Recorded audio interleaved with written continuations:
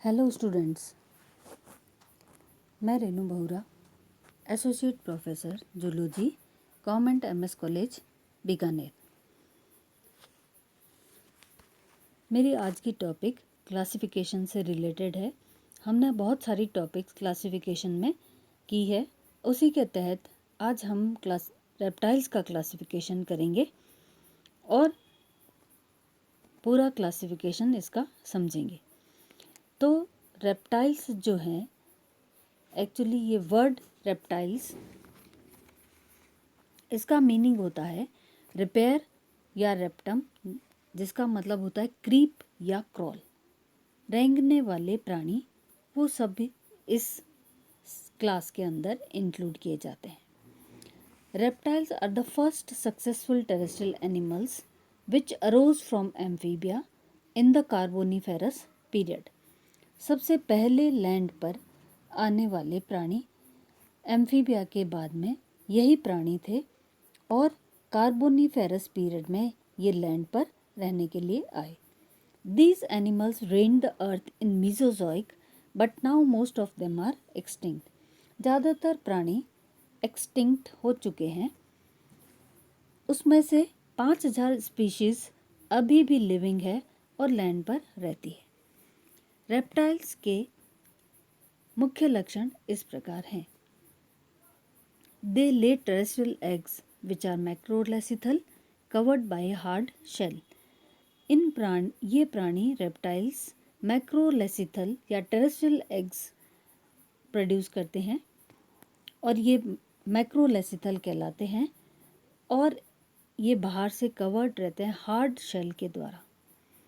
They develop extra embryonic membranes during development के दौरान extra embryonic membranes develop करते हैं और ये 4 प्रकार की होती है: योक सैक, एमनियन, कोरियन और allantois. Copulatory organs are present and fertilization is internal. Copulatory organs present होते हैं और fertilization आंतरिक होता है। Body is covered with epidermal scales as well as bony scutes. Body epidermal scales के द्वारा covered रहती है और बाहर नुकीले स्ट्रक्चर पाए जाते हैं जिनको bony scutes कहा जाता है। Skin is rough and dry. Only a few skin glands are present. बहुत कम स्किन के अंदर ग्लैंड्स पाई जाती है और इसीलिए स्किन इनकी रफ और ड्राई होती है। Toes and fingers are provided with claws. Toes और फिंगर्स क्लॉज प्रेजेंट होते हैं इनके अंदर। No lateral line organs are present. Lateral line organs नहीं पाए जाते हैं। Slightly depressed eardrum and saccules are well defined in the internal year.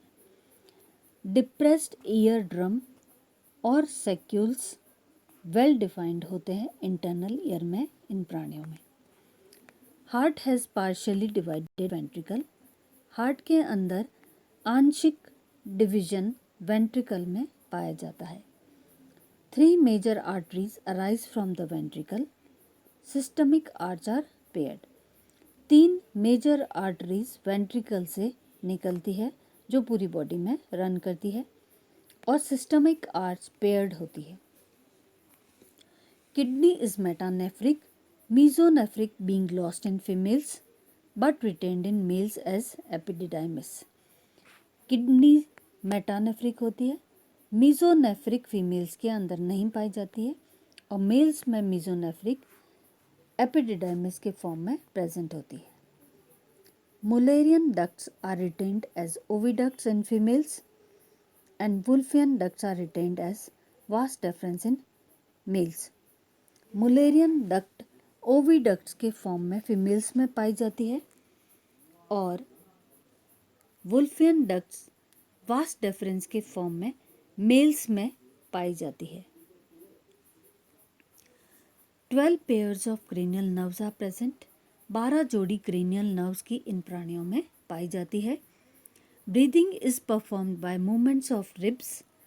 Ribs के मूवमेंट्स के द्वारा ब्रीदिंग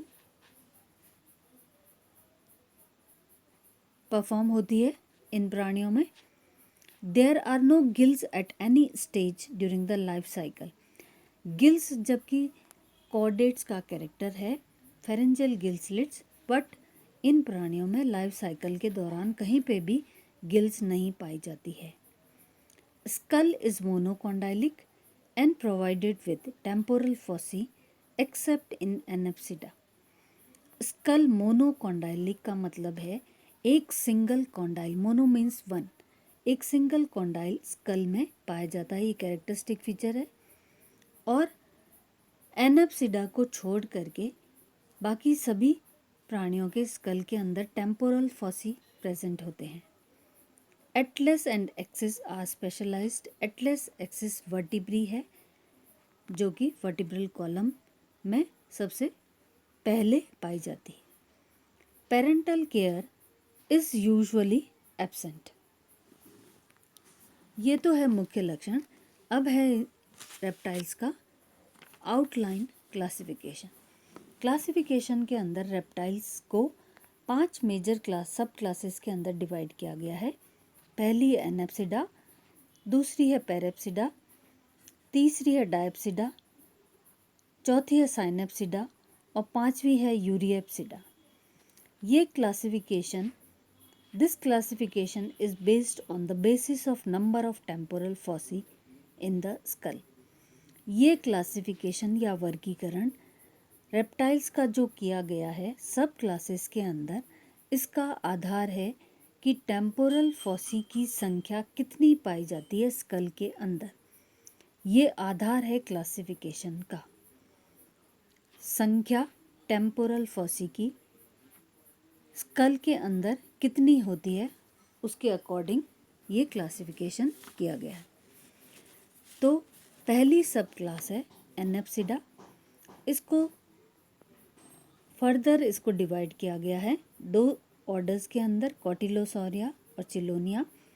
सेकंड सब क्लास है पैरेप्सिडा जिसका फर्दर डिवीजन नहीं है ऑर्डर्स में।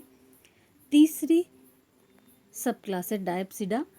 ज़्यादातर जितने भी प्राणी लैंड पर प्रेजेंट है वो सभी इस डायप्सिडा क्लास के अंदर इंक्लूड किए जाते हैं। इसको फर्दर डिवाइड 3 ऑर्डर्स में किया गया है। पहला है रिंकोसिफेलिया, दूसरा है स्क्वामेटा और तीसरा है क्रोकोडिलिया। स्क्वामेटा ऑर्डर जो है इसका फर्दर डिवीजन 2 सब ऑर्डर्स में है, लेसरटीलिया एंड ऑफिडिया। चौथी सब क्लास है साइनेप्सिडा और पांचवी सब क्लास है यूरिएप्सिडा। चौथी और पांचवी सब क्लास को फर्दर डिवाइड नहीं किया गया है ऑर्डर्स में। ज़्यादातर सब क्लासेस, सब जो भी प्राणी हैं एक्सटिंक्ट हो चुके हैं। जो लिविंग सब क्लास है, एक तो एनेप्सिडा, दूसरी है डायप्सिडा, लिविंग प्राणी इन 2 सब क्लासेस के अंदर ही उपस्थित हैं। तो आज की हमारी टॉपिक के अंदर मैंने इतना ही समझाया है, मुख्य लक्षण रेप्टाइल्स के और इसका आउटलाइन क्लासिफिकेशन। नेक्स्ट टाइम इसको कंटिन्यू करेंगे हम आगे, इसका फर्दर क्लासिफिकेशन। धन्यवाद।